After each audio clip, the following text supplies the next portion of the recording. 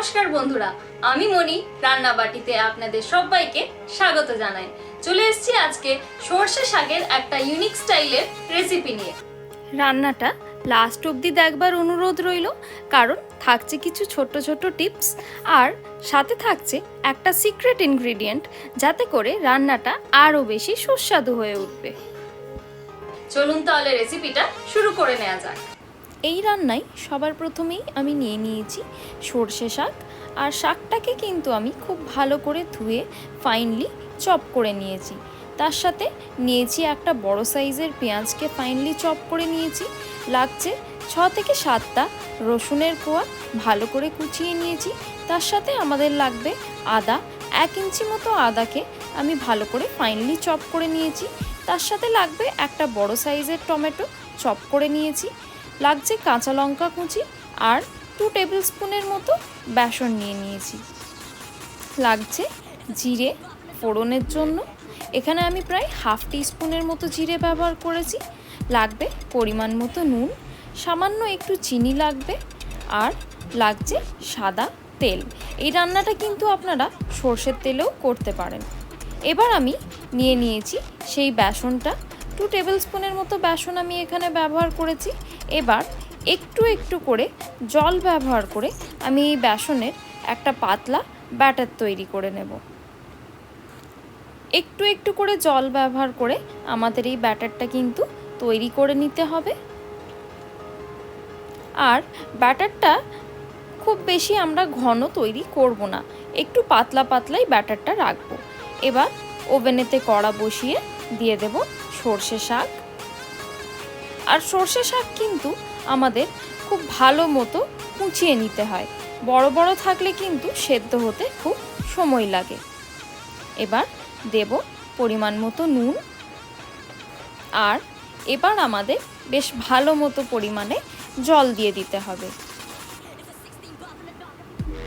সব কিছুকে ভালো করে মিশিয়ে নিয়ে চাপা দিয়ে এটাকে 15 থেকে 20 মিনিট সেদ্ধ হতে দেব।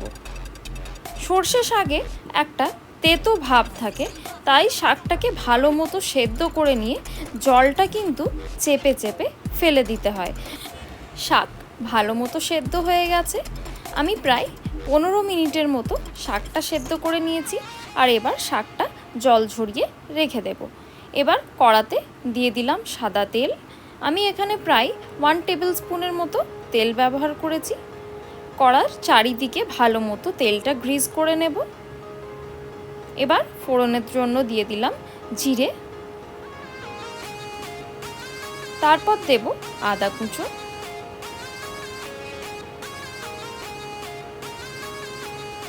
এবার দিলাম রসুন কুচো, এবার দেব লঙ্কা কুচো। এবার সব কিছুকে একটু নাড়াচাড়া করে নেব। প্রায় 1-2 মিনিট সব কিছুকে ভালো মতো নাড়াচাড়া করব। এবার দেব পেঁয়াজ কুচো, আবারও সব কিছুকে একটু ভালো মতো নাড়াচাড়া করব। দেব সামান্য একটু নুন। নুনটা কিন্তু একটু বুঝে দিতে হবে, কারণ আমরা শাকেতেও নুন ব্যবহার করেছিলাম। এবার আবারও সব কিছুকে একটু ভালো মতো নাড়াচাড়া করব। হালকা গোল্ডেন কালার আসা অবধি সব কিছুকে ভেজে নিতে হবে। এবার দিয়ে দেব টমেটো কুচি, আবারও সব কিছুকে খুব ভালো মতো নাড়াচাড়া করে নেব। এবার চাপা দিয়ে এটাকে কম আঁচে ভেজে নিতে হবে। চাপা খুলে নিয়ে আবারও সব কিছুকে একটু নাড়াচাড়া করে নেব।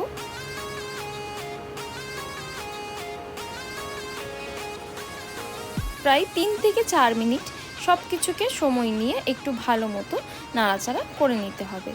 এবার দিয়ে দিচ্ছি সেই সেদ্ধ করে রাখা সর্ষে শাক।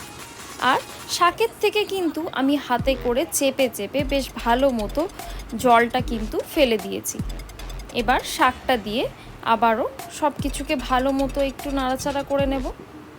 দিয়ে দেব সামান্য একটু চিনি, টেস্টটাকে ব্যালেন্স করবার জন্য।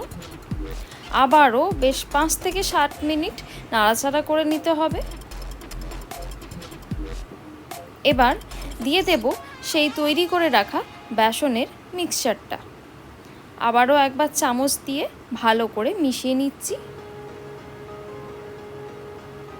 এবার এই পুরো মিক্সচারটা আমি কিন্তু এই রান্নায় দিয়ে দেব।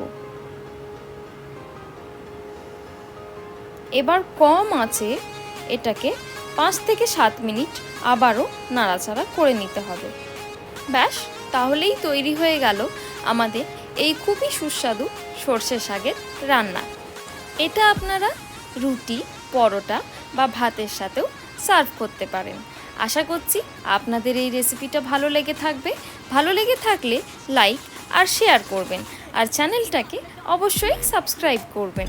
ধন্যবাদ।